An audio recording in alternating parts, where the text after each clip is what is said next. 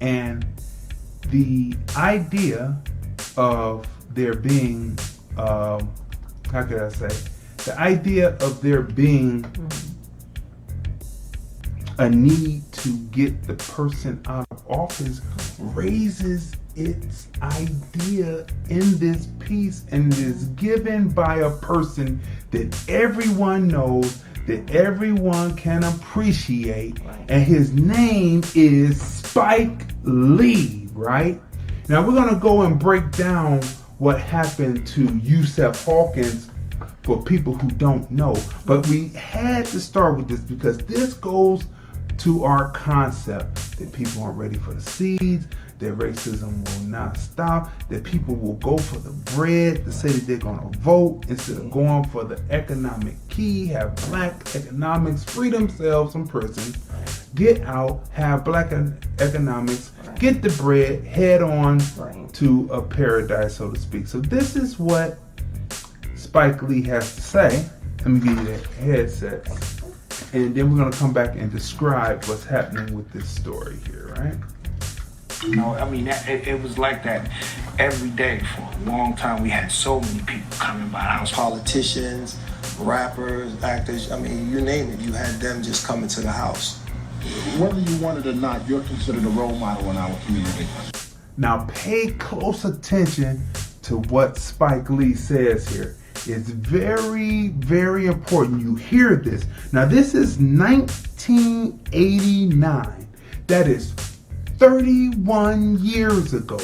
31 years ago. And listen to what Spike Lee says and see if you don't hear something that's similar to what's happening today, being said today. Any advice considering that racial tensions are strained right now in New York City? Well, I think that the most important thing we have to do is vote. The primary and election coming up in November, and get Koch out of here, because I think that his hand, you could say his finger was on the trigger too. I mean, he's... Okay, let me back that up.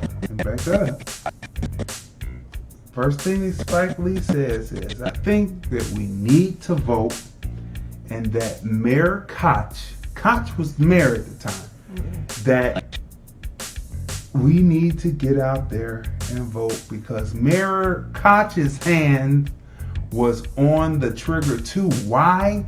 Because his policies seem to be racist. So let's listen to it again. Coming up in November, and get Koch out of here, because I think that his hand, you could say his finger was on the trigger too. I mean, he's used racial polarization to get elected, and I think it's backfired, and now the city is polarized like it's never been. Okay, did you hear that, people? That type of talk, that type of talk what we're in today? Is what we are in today. August 23rd, 1989, 31 years ago, Yusef Hawkins was murdered by an angry Italian mob in Bensonhurst who mistakenly thought that they were coming to see a woman when in actuality they were coming to see about a car that was at a good used car that was at, well, we don't know how good the car was, but it was a used car in the classifieds at a good price point of one of Yusef Hawkins' friends, and they went there not being informed about how detrimental it could be to go into what is now considered and was considered then a racist area. So let's continue on. While I will be the first to uphold a person's right to demonstrate. Now, so Mayor Dinkins, this is what Spike Lee was talking about. Spike Lee was talking about Mayor Dinkins and saying that we need to get out and vote for Dinkins. Get out there and vote for him because, you know, we got to get him out of here because Mayor Koch ran on a racist platform, and that's why we need to get him out of here because basically what's happening is all because of him and his rhetoric. Well, guess what, people? After Mayor Dinkins got in there, he got in office, so people did get out and vote. And they did get out and vote, and they still Right. were doing the same thing. Right. And the protests kept going on because they wouldn't give up the people who had actually killed. It was a mob of 30 or more people who came with baseball bats. Someone had a pistol and shot him twice, right? We're not going to give too much of away because we want you to see Yusef Hawkins' storm over Brooklyn. But listen to what Mayor Dinkins says. And here, if you haven't heard this recently. Right.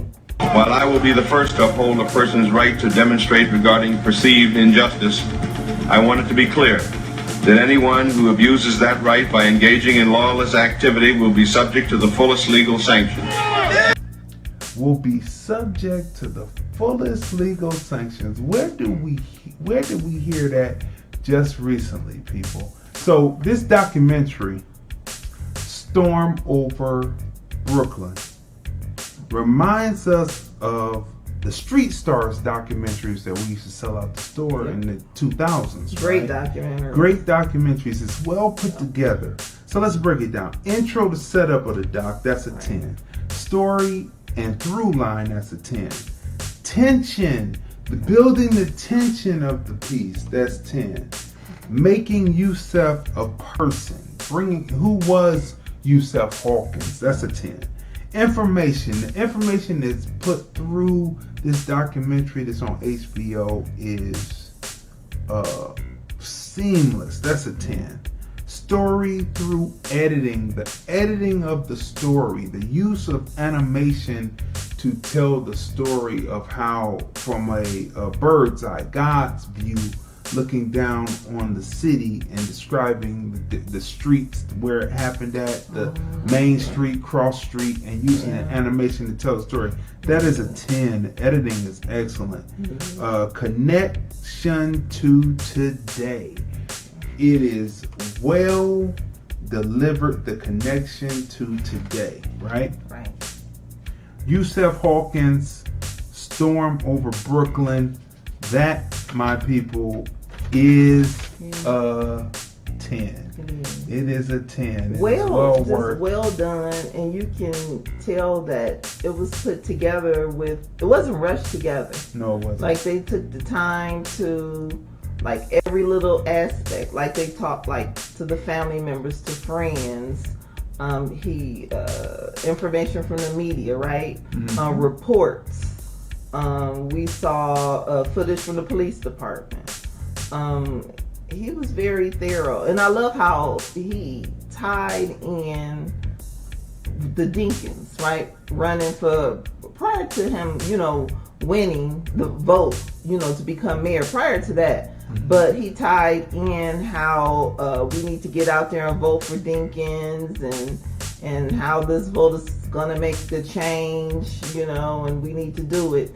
And then I love how the documentarian, how once Dinkins got in office, he also captured that footage. He showed you that nothing changed, that racism still existed. I get tired of people who are popping fresh everything. They were popping fresh when Obama, they never voted before. I've been registering people to vote since I was 19 years old. I was registering people to vote at 19. That is 30 years ago, because I'm 49. I get tired of the popping fresh people who come on, they see something. We went through a lot of agony of defeat before we got to President Obama.